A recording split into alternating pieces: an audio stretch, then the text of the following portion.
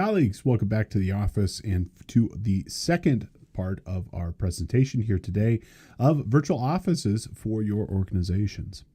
Now, in the first part of our class, we took a look at some of the major compelling reasons why to create a virtual office. We also looked at some of the compelling reasons maybe to keep a existing office.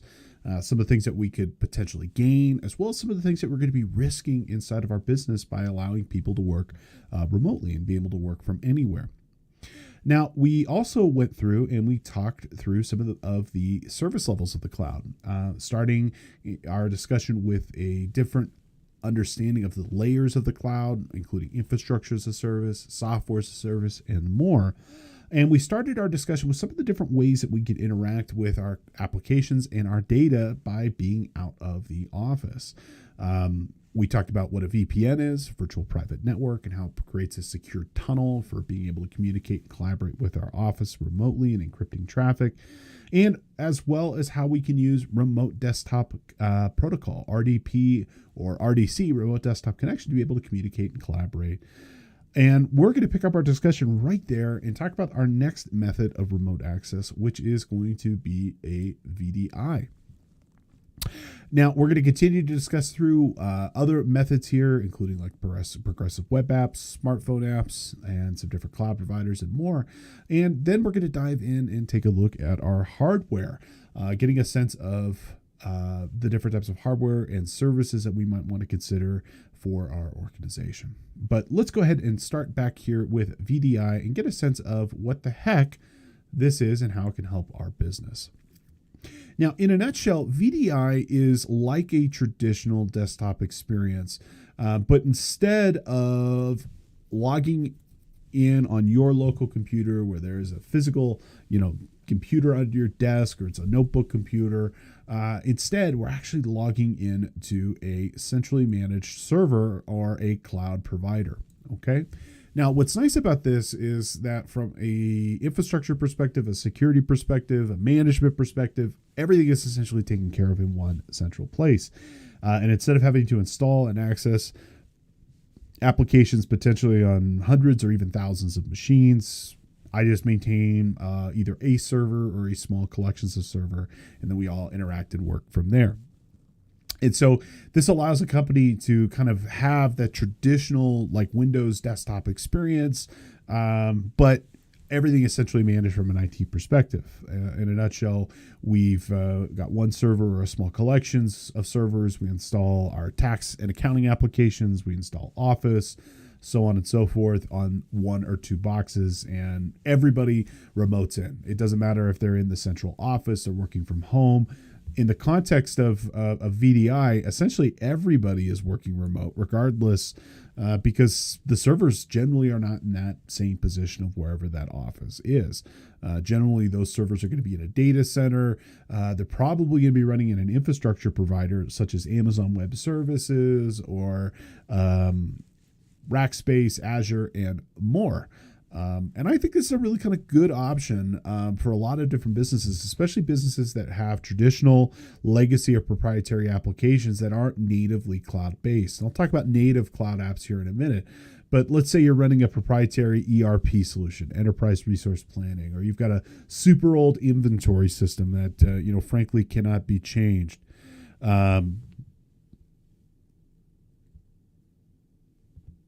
That we could essentially use a traditional like experience here, but we put it into the cloud and then everybody accesses it and works with it through that cloud provider. And this is a really kind of good stopgap, especially if you don't want to kind of like go out and create a whole new set of applications and services that are browser based, that are REST API based. I mean, you just got, again, that traditional ERP solution or inventory solution. This is a great way for you to be able to interact with that regardless of where you are. So it's something that people still use quite often. I'm going to mention a couple of providers here that can offer you those services. One of which being Amazon Workspaces. This is a really good solution for VDI. And in a nutshell, you just, kind of pay Amazon a set fee that gives you a virtual machine that you can use however you'd like. And that Amazon Workspaces is a centrally managed desktop computing experience running 100% in the cloud. And every employee has their own workspace. They can be networked together so they can exchange files with each other. And you can access your Amazon Workspace using whatever device you'd like. You can use a traditional computer like a laptop. You can use a tablet and more. And what's nice with this is it's immediately upgradable. There's no massive investment for you. New hardware comes out, you want to upgrade your desktop to the latest and greatest, great. You can do that with pretty much a click of a button. And likewise, if you want to get started and try, what this virtual desktop would be, there's no upfront investment for you. The prices are pretty reasonable. They range from $25 to $75 per month. The biggest drawback with a provider such as Amazon Workspaces is that you got to do all the work, and it is not a turnkey product in the sense of for a financial professional. It's a good product for a software company, or it's a good product for companies that have existing IT infrastructure and IT service people that can set this up. It's not overly complicated, but there are some gotchas in there that do make it, frankly, a little bit more difficult. But I will say its benefit is that it's really cost effective. And if you've got existing IT companies or a service provider, it's a great way of getting started. Now, another provider, let's say you don't have that level of technical expertise, but you still want the VDI where you got a central desktop and all the security, the management, the configuration, everything is kind of just taken care of for you. Well, a company that I would strongly encourage you to check out is going to be Centrum. Okay. Centrum is a cloud hosting provider that primarily serves the needs of accounting and financial professionals, accounting firms, as well as, departments of a company for their accounting services that are looking to be cloud-based. Centrum specifically caters to their needs. And what they will do is they'll set up a VDI for you, that virtual desktop. They'll set up your cloud. They'll manage your data. They'll move your data over. They'll secure it. They do backups. They will also, for example, host a variety of different applications coming from pretty much every major provider for you. And they just take care of all of it. And I mean, they've got great reliability. They've got somebody you can call.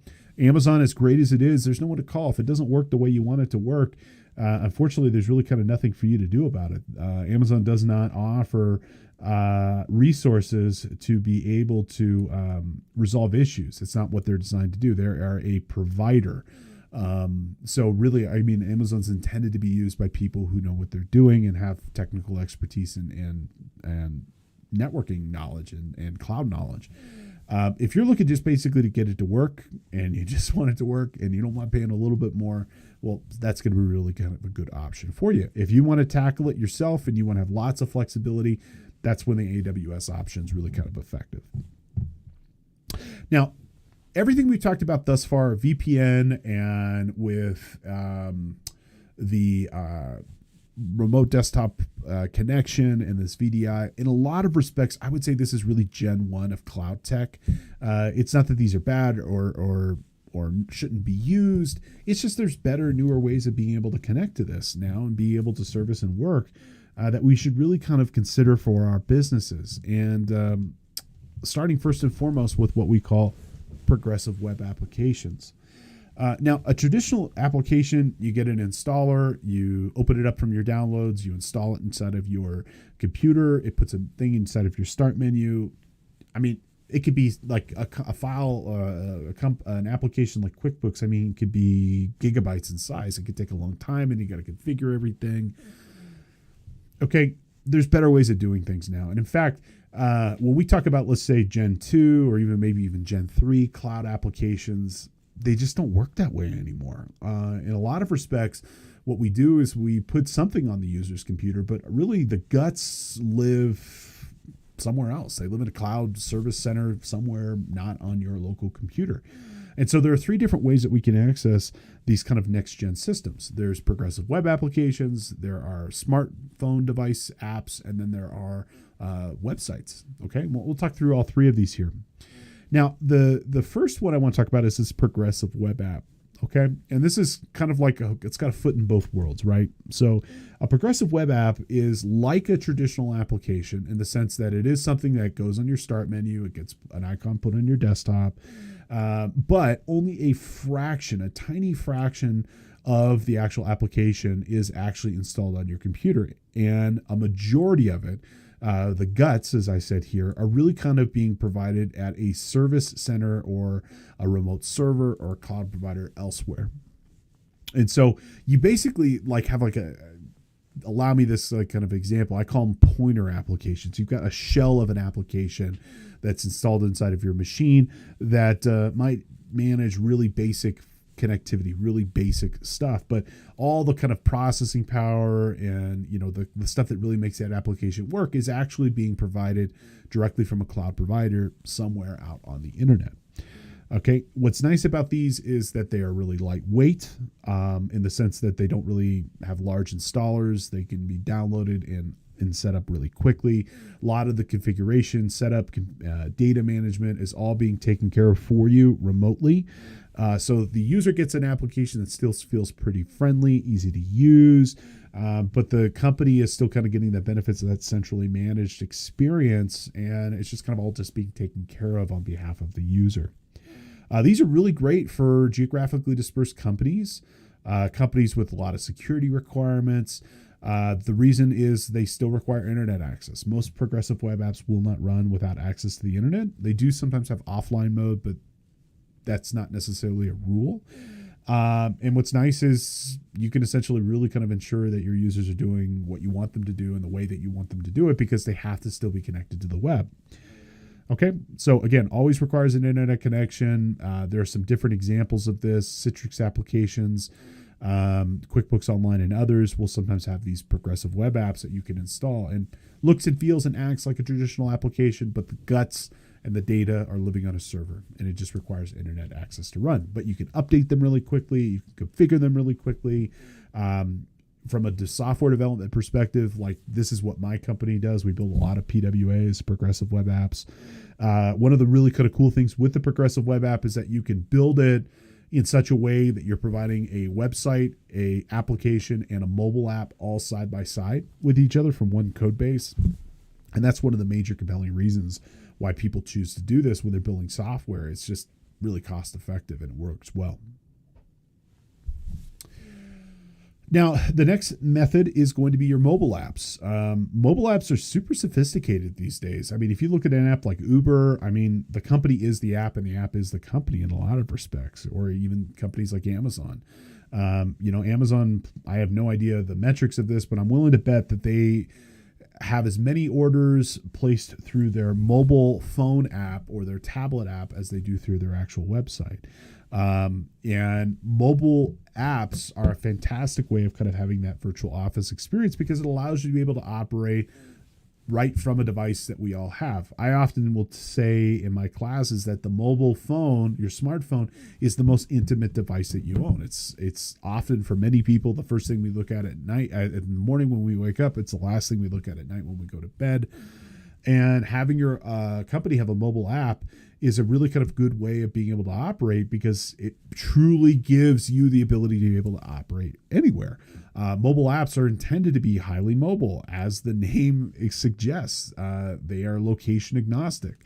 Mobile apps almost always are connected directly to the internet because the phone's always connected to the internet. So I will be the first to tell you, you're not going to do, well, as a tax professional, let's say, you're not going to do 100 client tax returns on your mobile device, but it is totally reasonable to think that, if you're a normal person, not a CPA, not an accountant, that you might use the TurboTax app to file your taxes. It's a fast, effective way to be able to operate. And you could do that whether you're on a beach in Santa Cruz, or you could do that if you're in London, going to a play and at the West End. Having access to this through your mobile device is, in my opinion, the real definition of the virtual office. Ideally, we all should be striving to get down to this level. Now, mobile apps are almost always Android-based or iOS-based. The last decade really was kind of a major war and what technology is going to win. And technically, there are more Android devices worldwide, but iOS definitely has a more has the larger share, let's call it, of the premium market. Generally, I've found that as a software development company, we tend to focus on iOS development more than Android, even though there's more users. The iOS users tend to be more engaged. And I'm not saying this to trigger anybody, but just more a matter of fact. I will also tell you, as a software developer, we make more money on iOS apps versus Android apps. If you look at the lifespan of a user and their device over the course of the lifespan of that device, your average iPhone user will spend about $300. Android is about $30. So, I mean, there's a lot more money to be made on iOS devices. So generally, that's where better development will take place. But all your big apps, your Ubers, your Amazons, and more, I would tell you that they're both options. And I would tell you that really kind of any major provider is going to have an option for both. Now, the app will almost always require internet access. It's going to require a remote server. Data very rarely is actually stored on the device itself above and beyond like pictures or something like that. If I'm accessing OneDrive on my mobile device, well, it's pulling that data directly from the cloud. Now, I can cache those files on the actual device itself, but really 99% of the time, like let's say with QuickBooks Online, the data is not on the phone. It's actually out in the cloud. Okay, again, good internet access, preferably Wi-Fi, especially if you're at home. Don't burn up your data plan. It will be really helpful.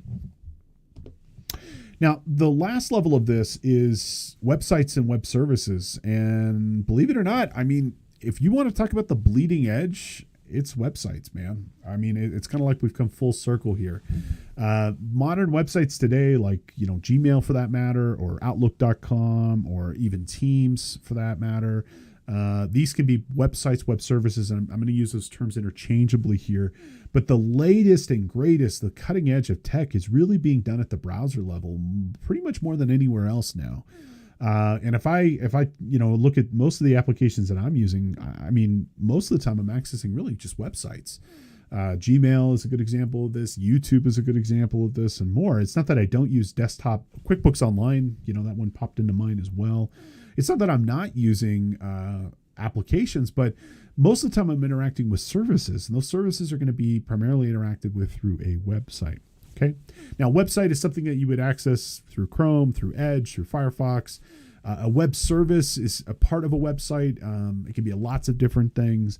But as an example, Power BI is a desktop application. It's also a web service, meaning you can publish a report from Power BI to the Power BI reporting service. Teams, likewise, is a full app that can run 100% in browser. It's not really a website. It's more of a web service. So website, let's say, provides information. Web service provides some sort of engagement of some way.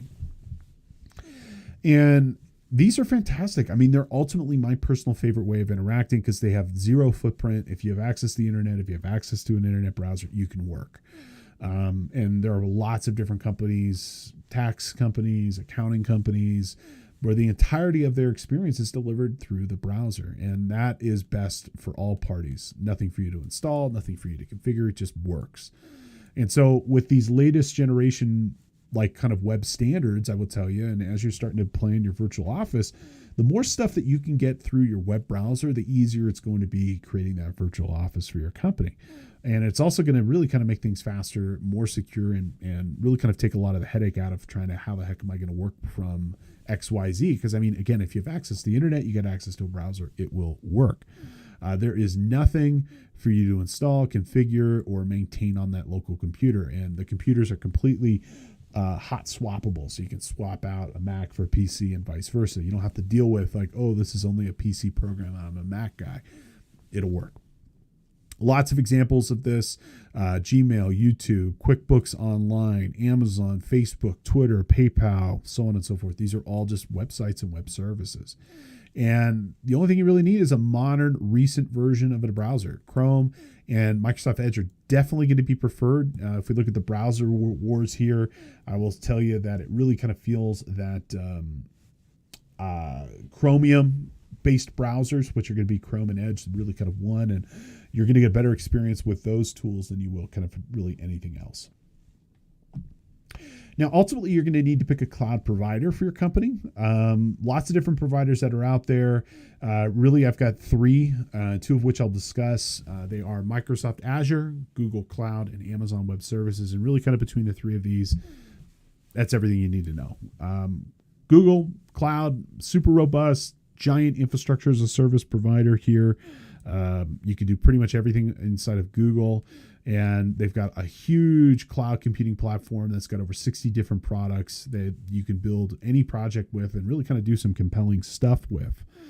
You can use Google Cloud Platform to do everything from hosting your firm's website to big data calculations and more. Pretty cool tool. Microsoft Azure, which is separate than 365 but deeply integrated with 365, is another really kind of good option. We'll talk more about Microsoft products a little bit later on. But when it comes to just, let's call it pure cloud tech, frankly, I think and I mean, they are the biggest player in the market, and for very good reason, it's Amazon. I mean, AWS, Amazon Web Services, is hands down my preferred partner and vendor when it comes to cloud technology. It is the largest and the most robust infrastructure as a provider. They've got footprints of technology data centers all over the world, state-of-the-art facilities. Their prices are probably the best, certainly more competitive than others. They've got like hundreds of different products and services and tools. I just can't speak enoughly about this product. I mean, it's just that much better than everything else. I mean, it is not a little bit better. It's not 5% better. It's like orders of magnitude better. And to the point that for our business, pretty much 99% of the work that we do for our clients, it's in AWS resources and in AWS centers. We've actually built so much of our business and the products and solutions that we build around AWS just because it has the best products, the best services, and more. And I will tell you, you can do everything from just a simple web page to running your entire organization and putting all of your organization's servers in the cloud. I will tell you, they've never raised their prices either, which is kind of nifty. And they're always coming out with new stuff. And I mean, they're the leader for good reason. I mean, it's just that much better than everything else. All right, folks, let's go ahead and have another review question. Which of the following technologies would allow you to easily access your data while on the go? So let's say you are on the go and you want to be able to access your organizational data and be able to work while you are maybe at a coffee shop or maybe at maybe sitting on a beach in Cancun and more. And so what would that look like? And what type of method would you want to consider here? Okay, would it be a traditional thick client? I mean, you could do it, but I will tell you that's probably not the most remote that you might want to be, especially if you're looking to be on the go. Likewise, RDP, you could certainly make it work, but it wouldn't be my personal opinion. It wouldn't be what I would encourage you to consider using. I would tell you the correct answer here would be a progressive web application as well as a mobile app on your smartphone. Both of these are fantastic options and will work well for you, especially if you're actually out and about and you need the ability to be able to communicate and collaborate with your colleagues while maybe on that beach or maybe on vacation or maybe in your RV in beautiful Arizona or Utah. Alrighty, let's go ahead and go into our next section here, which is going to be virtual office hardware. Okay. Now, in this section, what we are going to go ahead and look at are going to be some of the hardware that you might want to have inside of your virtual office. This could be working from home. This could be your mobile kit that you've got in your bag that you take when you are out in the out and about, and more. Ultimately, you're going to need some hardware that you're going to use to be able to be productive and to do some work. Okay. So what type of computer do you need? It really kind of depends. I mean, there's lots of different computers, lots of different methods. I'm going to give you some general recommendations here on some stuff that you might want to consider. But one of the cool things is with the remote office is that generally most of the work is being done on a server or in a cloud provider. And the work being done on this centralized server or that cloud provider means a powerful desktop computer might not be required for every single user. Now, myself, I will tell you bigger is always better. But, for Johnny Accountant, that's just doing tax returns, some Excel documents. I mean, they don't need a $10,000 machine. It's something that, even a moderate machine will probably more than service their needs. In fact, you can use what's called a thin client. These are really lightweight computers, maybe even not even having any storage. If it's connecting to a VDI or through a remote desktop, you don't need any local storage. Everything is stored on the cloud. And so that thin client is a good cost-effective option for being able to work remote. I will tell you, thin clients are generally less expensive than traditional computers, and they're a good option. However, if you're going to be working remote and you expect to be traveling, I will tell you that a notebook computer is generally going to be preferred. A notebook computer gives you maximal flexibility because you can pick it up and you can move it around. You can work from the kitchen counter, you could work from the couch, you can work from your office, and more. So if you need that kind of flexibility, a portable computer is certainly going to be preferred. No matter what you get, you certainly want to run the latest version of Windows. I would tell you at this point in time, Windows 11 is my recommendation, but certainly Windows 10 is still good until it gets sunset, until it retires. But if you can run Windows 11, I think you'll have a better experience, and certainly the latest and greatest version of Mac OS. Now, here are my recommendations for 2022 for some of the hardware that you might want to consider. Okay, let's start first with our Windows side of this. And I think a vast majority of you that are watching and listening are probably going to end up on a Windows machine. But just as a quick preface to this, it really doesn't matter nearly as much in 2022 as it did 5 years ago, 10 years ago. I mean, now with most of these applications being browser-based, with a lot of these applications having mobile phone components and mobile apps, progressive web applications, the difference between Mac and Windows, it's negligible in almost all circumstances. Saying that, though, it's up to you. I mean, I have both Windows machines. I've had plenty of Mac machines over the years. I used to be a Mac guy for probably about 20 years. Ultimately, just pick whatever you feel most comfortable with. I will tell you, generally, Windows devices are going to be less expensive. And I personally feel now Windows is a better experience than the Mac, but it's ultimately up to you. Now, regardless of what version you choose, what operating system, whatever you go with, try to go with the latest and greatest. The latest version of Windows is Windows 11. Make sure you get it with all the relevant security updates. If you're going to go with Mac, likewise, get whatever the latest is and make sure it's got all the relevant security updates. If you were to do one thing and one thing only as it relates to security, I would tell you the best thing you could possibly do is to ensure that your device is up to date. So running those security updates, makes a massive difference in whether or not you'll experience malicious code and malicious viruses and things of this nature on your computer. If we look at malware, almost exclusively targets out-of-date and older Windows and Mac devices. Running Windows updates and keeping your device right on the edge with all relevant security updates most of the time is sufficient. I would tell you should always do more than that. You should always have anti-malware solution. You should always have a firewall and other things like that. But if you only did one thing, and I'm not telling you to just do this one thing, but if you only did one thing, that latest update is the best because it will make a big difference on your overall security. Okay, so latest version of Windows, latest version of Mac. When it comes to your processor, on the Windows side of this, you're really talking about either Intel or AMD. Okay, now personally in 2022, I am recommending the AMD processors over the Intel. Previously, I always recommended Intel, but I got to say in the last 3 or 4 years, AMD with their Ryzen series and their Threadripper series processors, they've made a huge improvement. And I'm personally running an AMD machine and I couldn't be happier with it. Now, for both Intel and AMD, they come in series. There's a 5 series. Well, technically there's a 3, a 5, a 7, and a 9. The 3 series don't even consider. It's not something that you should run on your computer ever. A 5, if you got really, really basic stuff and you're not doing anything complex, maybe consider a 5.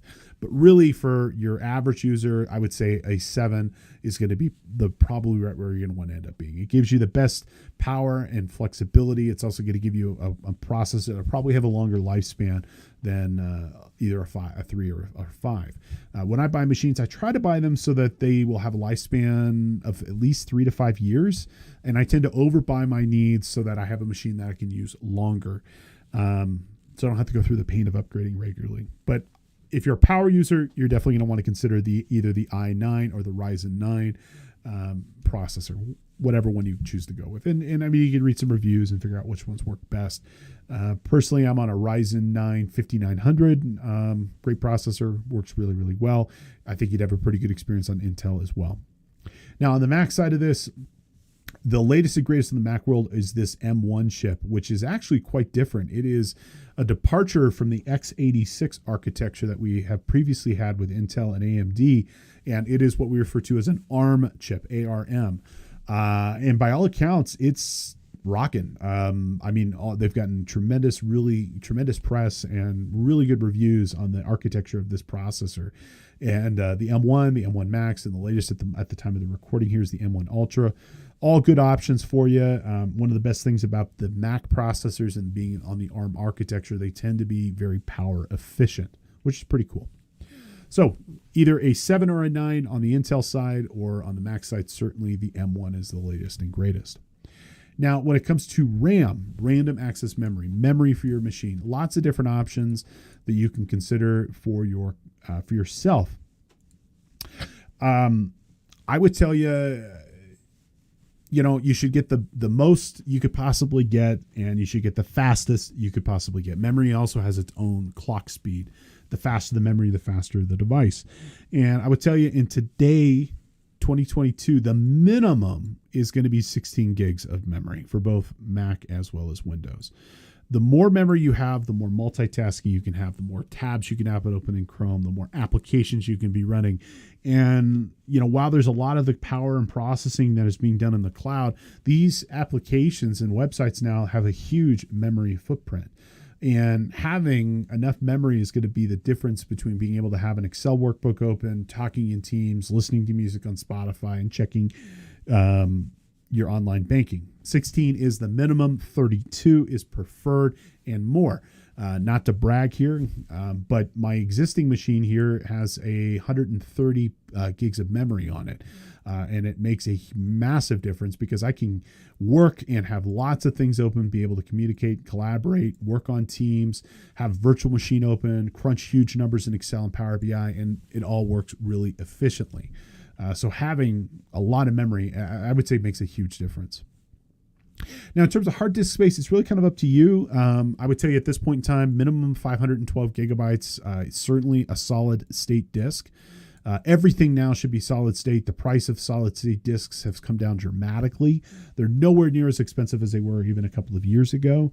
And you can even get what are called M2 chips, which are literally just like a microchip that you can put inside of on your motherboard. And my machine here, the one that I'm working with today, I have two M2 chips. There is no hard drive. I mean, they're just literally like memory cards. And I mean, they're fantastic. Now, the amount of storage space you're going to need is really going to depend on what the heck you're planning on doing. I have a lot of videos. I have a lot of photos. I'm a photographer. I got a lot of files. So I've got a fair amount of hard disk space. I also do a lot of these recordings, which take up a lot of hard disk space. So I've got more. If you're just a casual user working on email, kind of maybe some photos here or there, you'll probably be fine with a terabyte, but you might need more. Now, when it comes to GPU, so we have a CPU. A CPU is the processor, central processing unit. GPU is the graphics processing unit. And you need one of these too. In a lot of respects, the GPU does a lot of work that the CPU can't do efficiently. And lots of different options when it comes to this, but your two big brands that you're going to want to consider are going to be either NVIDIA or AMD. Either one are really good options here. I tend to run, I think I've got NVIDIA actually on this computer. But whenever possible, get a separate GPU. It's going to make a lot of anything involving computer processing faster, anything involving imaging, video, playback, and more. Those are all GPU capabilities, and it's going to make a big difference. Likewise over here for the Mac as well. Now, in terms of your extras, you got HDMI. These are your preferable devices, your external devices.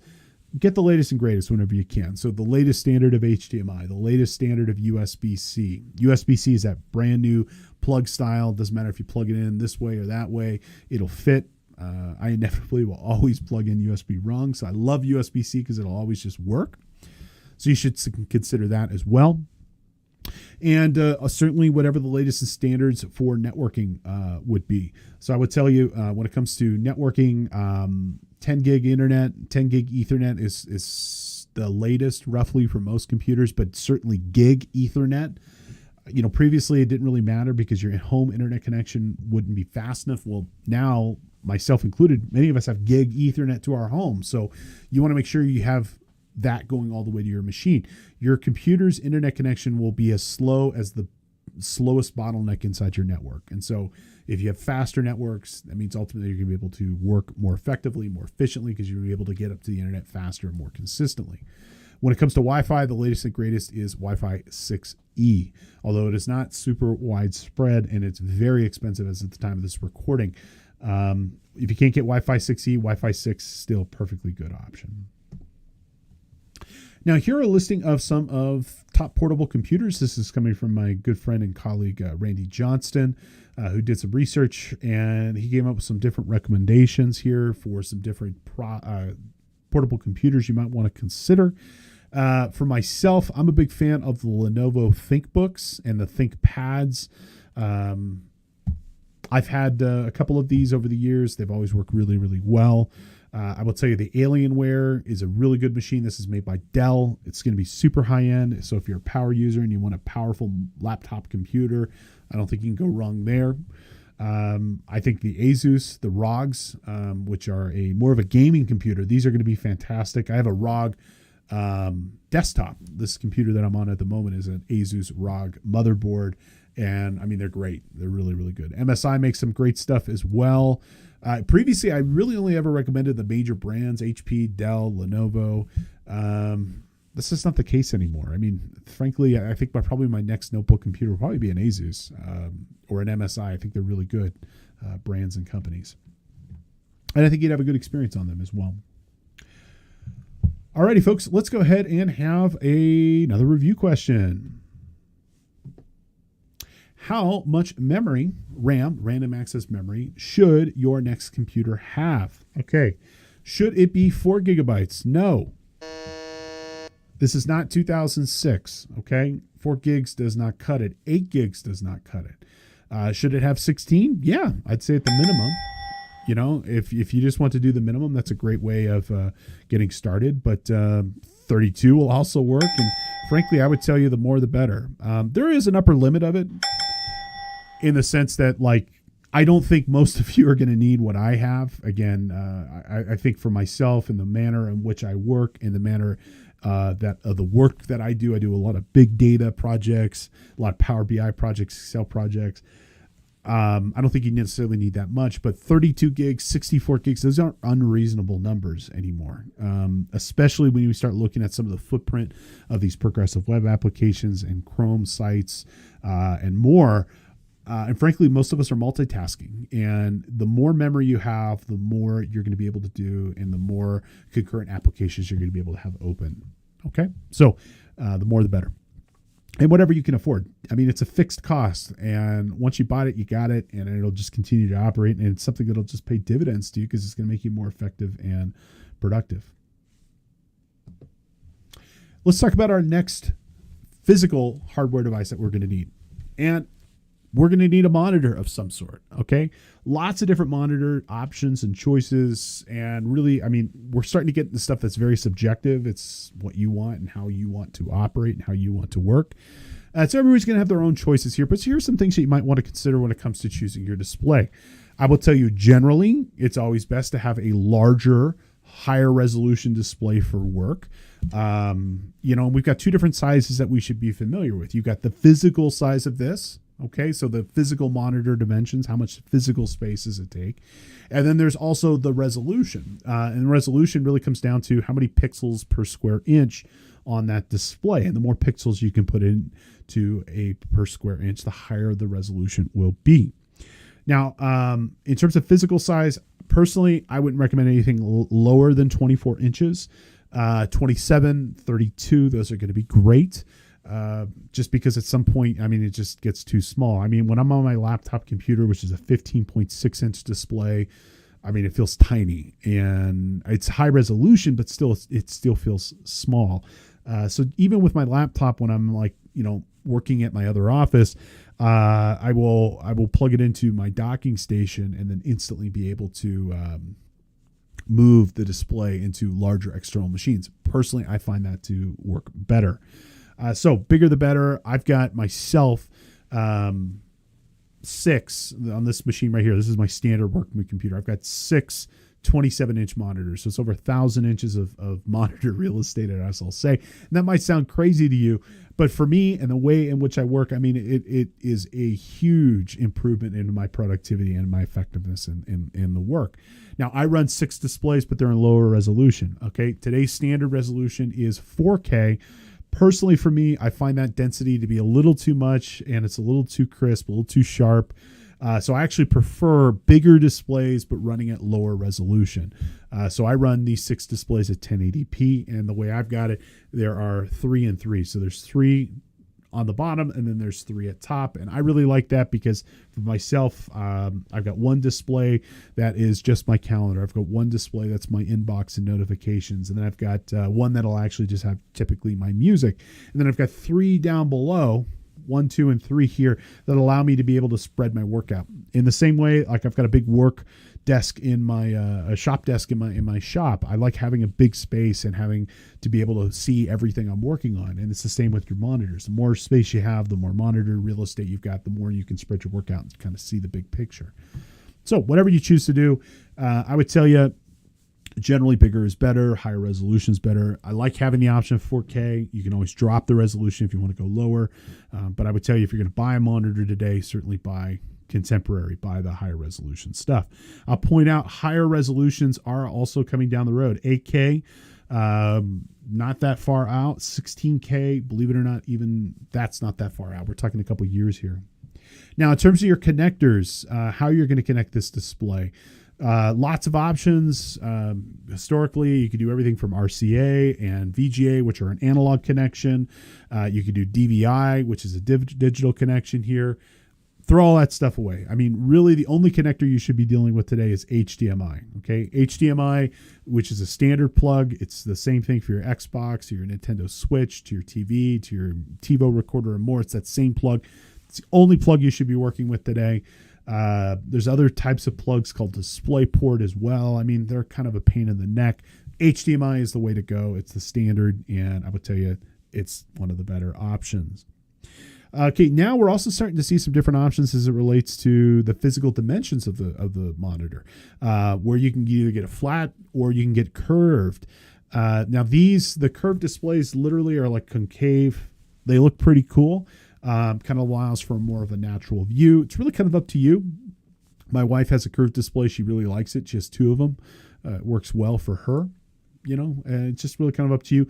I like the flatter displays because it lays out better on my desk. Ultimately, I feel like picking whatever lays out best and works best for you is ultimately what you're going to want to choose. Okay. Now, you also want to probably get a mount for your monitor. Now, the good news is all displays use a standard system called VESA, V-E-S-A, to attach to a display to like an arm, basically. I strongly encourage you not to use the standard, monitor stand that comes with your machine. It'll never be at the correct height for how you want to work with. It's always either going to be too high, too low. And there's a lot of damage that you can do, especially with repetitive stress injuries, at looking at the wrong level and just not having, your monitor and your desk set up correctly. Well, VESA allows you to be able to take off that standard mount of the monitor and instead mount it to an external arm that will then attach to your desk, and then you could set it to your correct height. So that's how, for example, I'm able to put and stack 3 monitors by 3 monitors. They're all VESA monitors. They're all mounted with each other.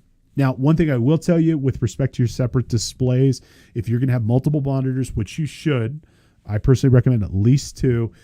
This is going to come from more of like you don't have to do this, but I'm telling you, it'll save you a lot of effort and headache. Make sure they're the same monitor. Okay. Visually, it can be very distracting if they're different colors, but then also from a resolution perspective, you don't want one monitor running in 4K and another monitor running in 1080p. It's going to cause you issues moving applications between displays. Okay. When you pick something, commit to it, get 2 of them, and make sure you're running them in the exact same resolution. Now, I've got some recommendations here from some different displays you might want to consider. I've got a standard monitor. I've got these Asus, these 28s. They're pretty nifty. I've got them in other parts of my office. Pretty nice. They work great. I've got a budget monitor here that you can choose to use. There's a nicer, bigger display from Samsung, 32 inches. If you want to go big, the Asus ROGs, those 43, they're really cool. They also make a curved version of this that's almost 50 inches big. I mean, it's like, whoosh. I mean, it looks like a cockpit in a fighter jet. It's really kind of cool. And you can also get portable monitors too. If you plan on working from coffee shops and you want a second screen on your laptop, Asus also makes these Zen screens that are USB-C powered, and boy howdy are they really kind of convenient and nice. I'm thinking about getting one myself. Like colleagues that have them and they love them. With these, it's just a single cable plugs into the USB port of your notebook computer. Instantly, you've got that separate display. Another K2 instructor, a good friend of mine, Tommy, will also use his iPad as a second display. There's a couple of different applications that you can get that will allow you to extend your iPad, your desktop screen to your iPad, and actually use your iPad as a second screen too. So if you're working from the road. Now, you're also going to need a desk. I will tell you, your desk, I like to think of it as a platform for productivity. It's where I do my work. You have lots of options when it comes to desks. It's up to you. I will point out the physical space is probably going to be the big determining factor on what option you choose and what you ultimately get inside of your space. You know, I mean, for me, bigger the better. I've got this desk that I'm on right now is a X desk, which is one of the best desks you possibly get. I've got two of them. I really, really like them. It's really, really nice desk. 82 inches long. I mean, it's huge, and I love it because it's also a standing desk. I personally highly recommend standing desks for your office. A standing desk gives you a lot of flexibility to be able to sit or stand and work throughout your day. A lot of research has been done to show that sitting is the modern, it's a modern plight in some respect. I mean, it's something that can cause a lot of issues if you sit for the entirety of your career. Human beings are intended to get up and move around, and traditional desks don't really do a good job of that. I personally love a standing desk. I'm standing at the moment. Okay, with this particular desk, I can make it go up, I can make it go down, and I just do what's comfortable for me. Personally, I go from sitting and standing probably 20 times a day. So I'd recommend a standing desk, and just to give you that flexibility, and it also should hopefully cut down on repetitive stress injuries as well. I would tell you might want to also get a footrest to alleviate any pressure on your feet. I've got a couple of different footrests I use. I'm using one right now that allows me to kind of shift my weight. Makes a big difference when you're standing. And I'd also tell you to get a good chair. Lots of different chair options that are out there. I've got an Amazon chair, Amazon Basics chair. And although it wasn't super expensive, their Basics executive chair, it's quite nice, and it fits my body well. Now, working remote, you're going to need some sort of printer and scanner. The good news is probably really not going to be a huge focal point for your needs. Frankly, I mean, so much stuff is digital now that the need for printing and scanning, I'd say, has significantly reduced in the last 5 to 6 years compared to the first part of the last decade, and certainly in the 90s and there before. And if you're working remote, you're probably not going to be printing that much because, I mean, there's really not a need for it. You might print a plane ticket, you might print an order receipt or something like that, but you're probably not going to be printing that much. So I personally recommend for your remote virtual office here an all-in-one device that has a printer and scanner. It's just going to have a smaller footprint for your office, take up less space, less stuff to have. I would tell you for your printer, definitely consider a laser printer. They're more cost effective in the long run and are more reliable in the long run. Inkjet printers, you'll spend a small fortune in ink. The ink will dry out. You'll have to buy more printer ink. I mean, it's crazy what these things can cost. Laser printers are going to cost you more upfront. They cost more upfront, but I'll tell you, the toner, you'll save a lot over the course. I have an HP as well as a Brother printer here. I think for my HP laser, it's a laser all-in-one, and I think I've replaced the toner like once in the 10 years I've had it. So you'll definitely get a bigger benefit by using that laser printer. It'll cost you a lot less in the long run. Okay, color or monochrome, black and white, up to you. Monochrome will be less expensive. If you want the flexibility of color, you can certainly do that. Just up to you. Okay. Now, I'll also point out, if you're doing the occasional scanning, I personally have a dedicated scanner. Actually, I have 2 dedicated scanners inside of my office, but what I end up using more than anything now is my phone. Because I don't really do that much scanning now. So much stuff originates as being digital. There's really not a need to scan that much anymore. Now, if you are scanning a lot, I've got a recommendation I'll share with you here in a minute. But if you're just the occasional scanner, you're at a client's office, you need to take a picture of an engagement letter, I would tell you to just use your smartphone, snap a picture of it. There are plenty of applications, which I'll talk about here in a moment, that you could choose to use that will scan it for you.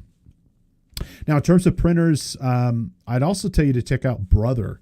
Brother, consistently very highly rated, have great features. They're reliable. They're affordable. Kind of tended to be kind of a hidden gem. Most people didn't think of Brother. They always bought HP or Canon. But I got to be honest, HP specifically has been doing some monkey business with how they're handling their ink. So it's no longer my first recommendation when it comes to printer.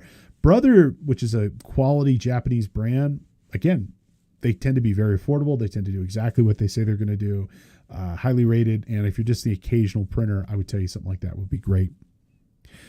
Now, when it comes to scanning, if you do need something that is going to be a dedicated scanner, you're doing a lot of scanning for yourself. Maybe you're scanning client files, tax documents, things of this nature. If you're going to do a lot of scanning, I think the best scanners, dedicated scanners, are going to be the Fujitsu's. The Fujitsu FI8170, super high-speed scanner. It's got a 100-page ADF, automatic document feeder. It can scan one side, 2 sides. It's fantastic. It's got a nice color LCD panel, so you can see the status of what you're scanning. It supports USB 3.2, so the latest, fastest scanning. And you can also hardwire it through Ethernet and make it available on your network as well. A little pricey. Comes in about $1,500. You can find them for about $1,300. But if you're a serious scanner, having a dedicated scanner is going to make a big difference to you. Now, as I mentioned, you can also use your mobile phone to be a scanner. There are a couple of different options here out there. There's dedicated mobile apps. My personal favorite is an app called Scanner Pro. That is a dedicated mobile app for iOS. Works great as a scanner. But realize that scanning capabilities are built into lots of services and apps that you're using already. For example, there's scanning built right into Microsoft Teams as well as in Acrobat. If you happen to be using either of those applications, as well as in OneDrive and SharePoint. Using any one of these apps, you can snap a picture of something and it will turn it into a legitimately scanned document. And so it's a great way of kind of turning any real world document into a PDF or an image file. And you can even do some advanced stuff with this too. You can do what's called OCR, optical character recognition, where it will scan that page and attempt to turn it into digital text. Then you can select and copy whole phrases and paragraphs and copy them in emails and more. So it's pretty cool. I use Scanner Pro a lot. I also use Microsoft Teams and OneDrive a lot. The nice thing about Teams and OneDrive, if I need to snap and send something to my business partner, I can do it right inside of Teams. I don't have to create it and then email it and then send it to them. I can just open up Teams. I can hit the camera button, and then there's an option to scan a document right with Teams, which is really, really cool. All right, folks, let's have another review question. Which of the following mobile apps does not provide scanning abilities? Okay, this should be pretty simple. We just talked about it here. Okay, is it Adobe Acrobat and Adobe Scan? Nope. 100% provide scanning abilities. Is it Teams? Nope. Teams totally provides the ability to be able to do scanning. Scanner Pro, well, you guessed it, that's certainly supporting as well. As far as I'm aware, I don't think you can do any sort of scanning with Facebook. That's just a social media company and app. So I would recommend checking out any of these other products and services to do that work for you. Now, when it comes to being productive, I can't undersell the importance of being comfortable. I think being comfortable and being productive go hand in hand with each other, and having good, reliable hardware that feels good for your body and for your method of work, I think is really, really important. And so I personally would recommend having a full size keyboard and mouse for your work, especially if it's a dedicated work environment that you're going to be working from day in, day out. When I'm on the road, I use my laptop keyboard. It's fine. I use the trackpad. It's fine. But if I'm going to seriously sit down to do some really significant work, I'm going to be using a full size keyboard and mouse, and also whenever possible, full size monitor as well. It's just going to feel better. It's going to be more productive. And I don't have to, it's just going to allow me to work the way I want to work.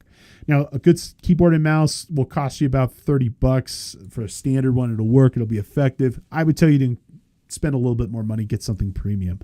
A premium keyboard and mouse is going to feel better. It's going to have better ergonomics. It's going to be more responsive. It's going to be more reliable. You could also get wireless, which is effective. Personally, for me, I like a wireless mouse, but I like a wired keyboard. My keyboard doesn't go anywhere. It's always right in front of me. My mouse, though, it can move all over the desk. Now, when it comes to your keyboard and mouse, generally I avoid Bluetooth keyboard and mice.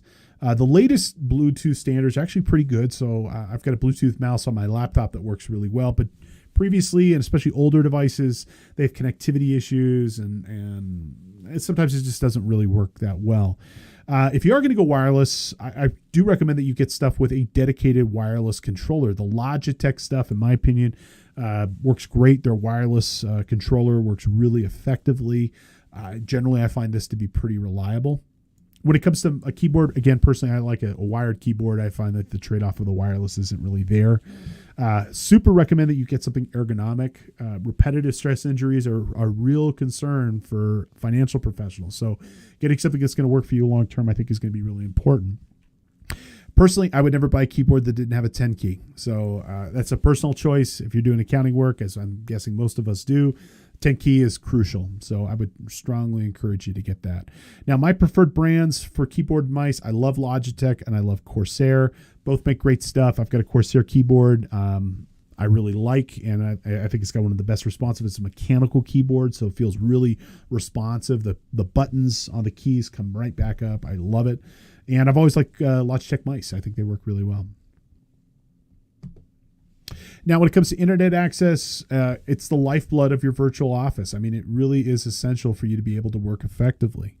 And you should have the best, the highest quality, the fastest internet connection you could possibly afford. I will tell you that you should generally estimate at least 10 megabits of bandwidth per person working at a location. So if you're working at home and your wife is working from home like I am, you should at least have 20 megabits, 10 megabits for each of you. But higher is always better. The faster the speed, that's always better that you would want to consider. Now, speed isn't the only factor when considering an internet provider. You should consider reliability. Getting a good, high-quality internet connection that isn't dropping is important. Having internet issues will ruin your day. And I would tell you that it is something that you should strongly consider when choosing your home. I mean, I live kind of out in the sticks in the mountains. It's great, but we still have fiber internet. I mean, it's fantastic. So it's the best of both worlds. But I would never buy a home that didn't have good, high-speed, consistent access to the internet. I would also tell you should remember that modern smartphones, especially 5G smartphones, also could be a great access point, and they're a great backup with respect to your internet connection too. They're really fast, and in a lot of ways, in a lot of neighborhoods, it can actually be faster than your actual internet connection for your house. So both are pretty good. When it comes to networking gear for your home, I think Netgear's Orbi system or the Google Nest Wi-Fi, also really kind of good options. And whenever possible, you should definitely consider Wi-Fi 6E. And if you can, hardwire your internet connection. I mean, wireless is great. It's good for your mobile devices, your tablets. But when it comes to real work in front of a computer, working remote, I prefer to be hardwired.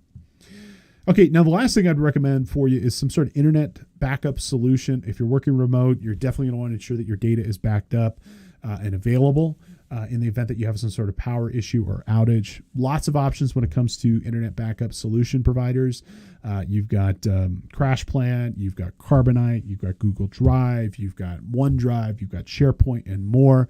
But you want to make sure that if your computer dies, the building burns down, something else like that, having your data backed up and available is mission critical, because absent of a backup, I mean, you might have to recreate a whole bunch of work that might become very expensive.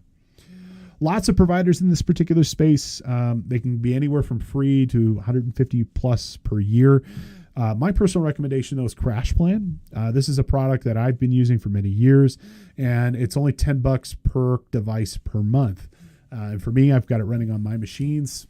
It's peace of mind. It backs up those computers perpetually, and if there's an issue, the building burns down, the computer blows up, it gets stolen, I can restore those files back. Now, if you don't want to pay for a service, just saving your files in something like SharePoint, OneDrive is probably good enough. But often you want to be deep in your backup solutions. Don't just have one option. Hedge your bets and have a couple of options whenever possible. All right, let's go ahead and have our final review question for this segment, and then we're going to go ahead and take a break. Which of the following would be a great option for backing up your data to the cloud? Would it be Carbonite? Absolutely. CrashPlan, that would work great for you. And if you don't want to pay for something, you just want to store it, if you're using 365, something like SharePoint would also be great. The correct answer here is all of the above. All right, folks, we're going to go ahead and take a break. And when we come back, we're going to go ahead and start our discussion on Office 365 and Google Workspaces, giving you some options for different business productivity software in the cloud. Stay with us. Lots more great content and